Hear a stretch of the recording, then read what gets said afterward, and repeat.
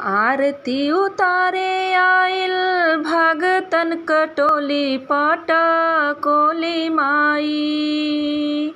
आरती उतारे आइल भगतन कटोली पाटा कोली माई।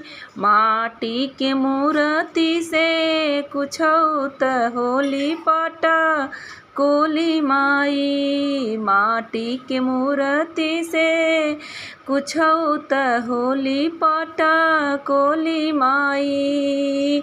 पूजे खातिन पाँव से सूरज ललैया।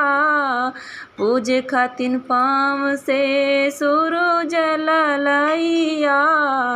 भइल बेनुसार काहे जगली ना मैया। काहे रूसल फूलल बाड़ी पट। काहे रूसल फूलल बाड़ी तनिए कहेली डोली ना पाटा कोली माई।